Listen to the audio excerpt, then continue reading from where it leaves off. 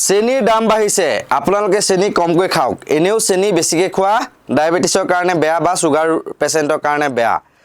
চাউলৰ দাম বাঢ়িছে ভাত কমাই খাওক তেতিয়া মানে শৰীৰটো সুস্থ হৈ থাকিব কিয়নো ইমান ভাত খাব লাগে মিঠাতেলৰ দাম বাঢ়িছে আপোনালোকে সিদ্ধ খাওক তেনেকুৱা কথা মাছু সিজাই খাওক আকৌ যদি কয় সিলিণ্ডাৰৰ দাম বাঢ়িছে তেতিয়াহ'লে ক'ব যে আপোনাৰ খৰিত ভাত ৰান্ধক পেট্ৰলৰ দাম বাঢ়িছে কিয় চলাব লাগে পেট্ৰলৰ ডিজেলৰ গাড়ী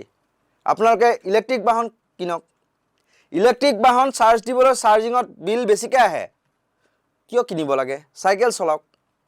সেই তেনেকুৱা ধৰণৰ কথা হ'বলৈ গৈ আছে এইখন দেশত এতিয়া মন্ত্ৰীবিলাকে হয়তো ক'ব যে চাউলৰ দাম বাঢ়িছে কমাই খাওক অলপ গেছ চিলিণ্ডাৰৰ দাম বাঢ়িছে আপোনাক খৰিত ভাত ৰান্ধি খাওক তেনেকুৱা ধৰণে এতিয়া বিজেপি নেতা মন্ত্ৰীসকলৰ মুখৰ পৰা শুনিবলৈ পাব আৰু পিঁয়াজৰ দাম বাঢ়িছে নাখাব পিঁয়াজ কিয় খাব লাগে সিদ্ধ খালেনো পিঁয়াজৰ কাম কি নাখাব আপোনালোকে পিঁয়াজ আৰু খালেও এচিটা কাটি এচিটা ৰাতিপুৱা খাব এচিটা ৰাতি খাব সেইটো ক'ব শাক পাচলিৰ দাম বাঢ়িছে আগতে যিমান খাইছিল আগতে আধা কেজি কিনিলে এতিয়া এপোৱা কিনি পেলাই খাওক সেই বুলি ক'ব কিন্তু মূল্য বৃদ্ধি ৰোধ কৰাত কোনো ধৰণৰ গুৰুত্ব নিদিয়ে আৰু এটা সময় আহিব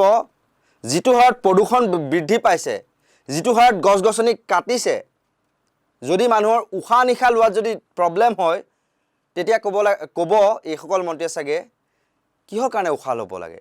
জীয়াই থাকি আপুনি কৰিব কি উশাহ এতিয়া যিমানখিনি লৈ আছে তাতকৈ কমাই লওক উশাহ সেই বুলিও যে নক'ব তাৰ কোনো মানে নাই কিন্তু এই ৰজা মহাৰাজাসকল কিন্তু ৭,৮০০ কোটি টকীয়া হাৱাই জাহাজত ভাল উৰি আছে লাখ টকীয়া দামী ব্ৰেণ্ডেড কাপোৰ ভাল পিন্ধি আছে তেওঁলোকে মেকআপ কৰি কোনযোৰ সাজৰ লগত কোনযোৰ সাজ মিলিব মিলাই ভাল পিন্ধি আছে লাখ টকা কোটি টকা হাজাৰ কোটি টকা খৰচ কৰি আছে বিদেশ ভ্ৰমণৰ নামত কিন্তু আনক উপদেশ দিয়ে পেট্ৰলৰ দাম বাঢ়িলে যে গাড়ী কমকৈ চলাওক এখন গাড়ীতে ৬-৭জন উঠক এখন গাড়ী অকলে এজনে ব্যৱহাৰ নকৰিব সোণৰ দাম বাঢ়িলে ক'ব যে সোণ কেলে মানে ক্ৰয় কৰিব লাগে নালাগে সোণ ক্ৰয় কৰিব এবছৰলৈ সেই তেতিয়া সোণৰ দাম কমিব কিন্তু সকাহ কেনেকৈ দিয়ে মূল্য বৃদ্ধি ৰোধ কৰি তাৰ কোনো সূত্ৰ নাই তাৰ কোনো ফৰ্মুলা নাই তেওঁলোকে হয়তো ক'ব কমাই খাওক পাৰিলে ক'ব যে কমাই হাগকো কাৰণ বেছিকৈ হাগিলেহে বেছিকৈ খাব সেই বুলিও একাংশ মন্ত্ৰীয়ে কৈ দিব পাৰে যে আপুনি বেছিকৈ খোৱাৰ কাৰণে হয়তো বস্তুৰ দাম বাঢ়িছে বুলি ক'ব পাৰে একাংশ মন্ত্ৰীয়ে আগতে এতিয়া মানে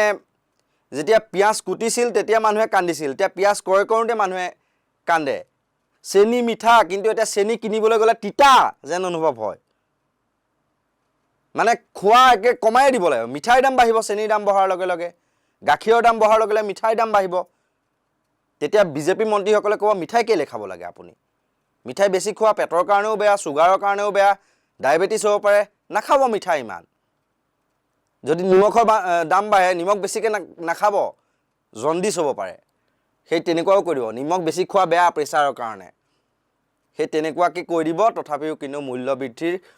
শব্দটো তেওঁলোকে উচ্চাৰণ নকৰে বা কমাবৰ বাবে চিন্তা নকৰে আৰু প্ৰয়োজনত যদি প্ৰদূষণ হোৱাৰ কাৰণে গছ-গছনি কাটি উন্নয়ন কৰাৰ কাৰণে আপোনাৰ পৰিৱেশ দূষিত হৈছে আপোনাৰ যদি উশাহ নিশাহ লোৱাত যদি অলপ কষ্ট হৈছে তেতিয়া হয়তো ক'ব কিয় ইমান তহঁতক অক্সিজেন লাগে তহঁত জীয়াই থাকি কি কৰিবি উশাহটো অলপ কমকৈ লচোন উশাহ নিশাহটো বাৰে প্ৰতি যে এনেকৈ লৈ থাকিবি কি কথা আছে 1 মিনিটমান নোলোৱাকৈ থাকিবি 1 মিনিট ল'বি সেই তেনেকুৱাকৈ নক'ব যে তাৰ কোনো মানে নাই মানে সেই তেনেকুৱা হৈ পৰিছে দেশৰ পৰিস্থিতি ধন্যবাদ